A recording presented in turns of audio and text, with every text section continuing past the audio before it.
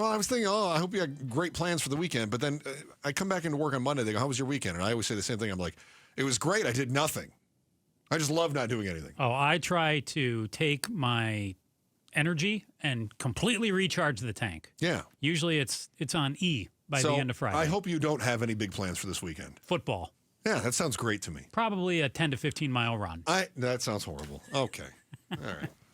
That's how I fill it back up, though. I hope that you are not a masochist like Joe who likes to run. Yeah. Yay, run.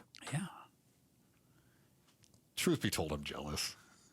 I mean, honestly, I kind of wish I were a runner. Low-key, I am too. Low-key, I'm jealous. Yeah. I wish. It's not. I'm actually proud of the kid, man. Joe, you've come a long way. I didn't want to say that on air for you. I know, but you just did. But it was like 5 years ago that he lost a bunch of weight. Yeah, it only took a global pandemic. He's my friend. I've known him. But he's done it. He's eaten. He's changed the way everything. I've lost a lot of weight many times, and I keep putting it back on, and then I got to lose it again and put it back on. He's kept it off. I'm afraid to put it back on. I wasn't talking to you. Oh. I was talking to Pablo. Okay, I'll just find another sign for you then. Here. It's an A-B conversation. Here. You can see your way out. There. Take a look at that one. No. What? Wow. What is it, T9? Is that a baseball player? I don't know what he's doing there. I don't know. Joe's got some goofy sign that's up. But we all should be like Joe. Well, hold on. Hang on. Healthier As far as healthy, yeah. Okay, that's fine. I don't get it. I'm going to, hang on. Give that to me. We'll give it another go in a few minutes. Okay, all right. If you're watching on the KTAR YouTube channel, you see Joe just put up a sign that doesn't make any sense to me yet. I don't get it yet. You'll get it. Remember a couple of months ago we were talking about the murders that were near Mount Ord? I do. That's on your way up toward Payson. So it's right near the border with, is that Gila County? Uh-huh. Yeah. Uh-huh. So Gila County Sheriff's Office was initially investigating. It was the deaths of Evan Clark, a 17-year-old, and Pandora, I believe it's Kjolsrud. Okay. I do not want to butcher Pandora's name, an 18-year-old. And they were killed while camping. They went up there the night before. Evan had done this a number of times, had camped, 17 years old, but was familiar with the area. Yeah, and outdoorsy kids. And this was the end of May that you and I were talking about this, right after school had ended.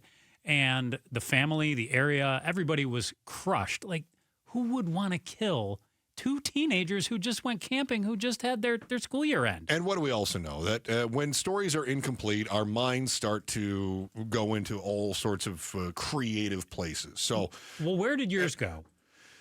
I didn't jump to conclusions on this one. I did. You did? I did. Okay. And the first thought that went through my head seems to be the road that we're going down right now of completely random, not someone who knew them at all.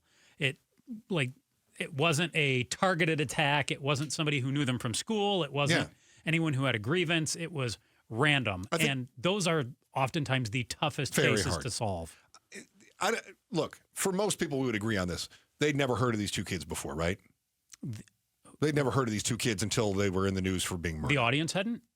Anybody listening? Yeah, anybody correct. listening. Yeah. So what happens, I think, many times is that when you have people you don't know any background, then you can say, wow, this would be random, but that would be rare. Yes? Mm-hmm. Random murders like this are very rare. Yeah. So then people start saying, okay, were they involved in the cartel? Why were they camping by themselves? Did their parents know what was going on? Was there a party that went bad? You know what I mean? Like all of a sudden, the I don't know if you want to call them conspiracy theories or the speculation starts to sort of build in this true crime drama, and we're all wondering, how's this going to play out? But yeah, I never went there with any of that. It just seemed like I didn't have a sense that these were kids who were up to anything bad or saw something they weren't supposed to see. There was nothing that would indicate that there was. Yeah. However, I watch a lot of TV. You'd watch a lot of TV. And I've seen enough Dateline to know that things are not always as they seem, especially when the end result is murder. Mm-hmm. Right.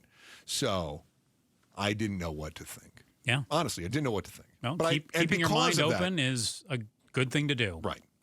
I find you to be, I mean, this is a compliment. Judgier? No. Oh, okay. Delightfully naive about the world.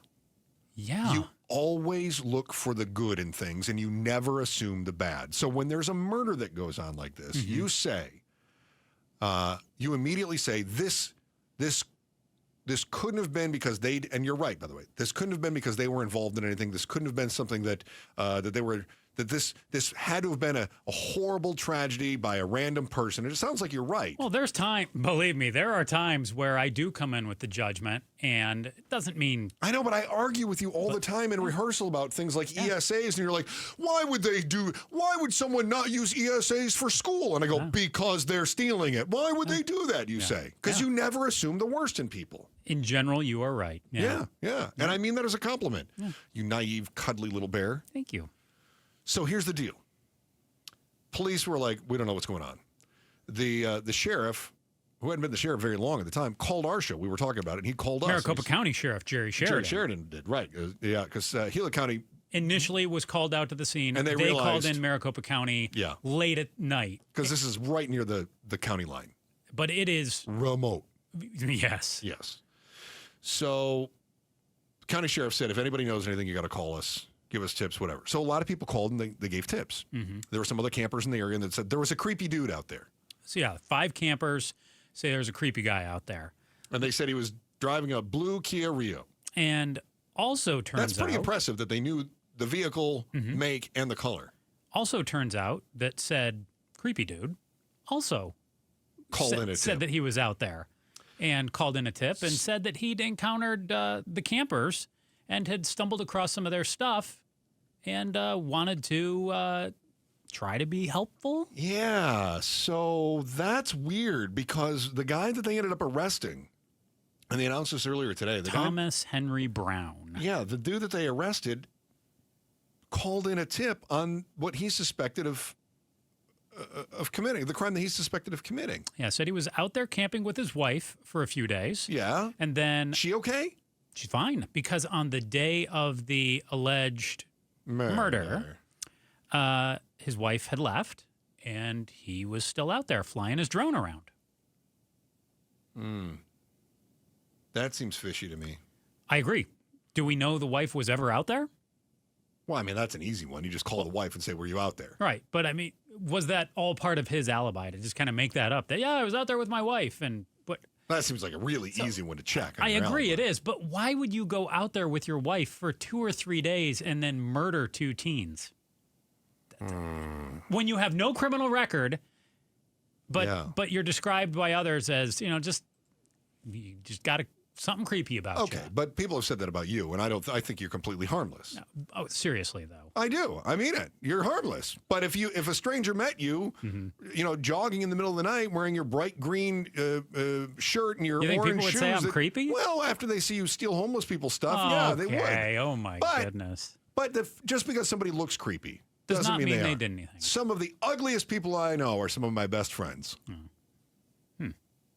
Don't tell them I said that. Do you think they say that about you? Yeah, I'm sure that they say that about me. Thanks for watching The Chris and Joe Show. Click to see more from Chris and Joe and tap the button in the middle to subscribe to KTAR News.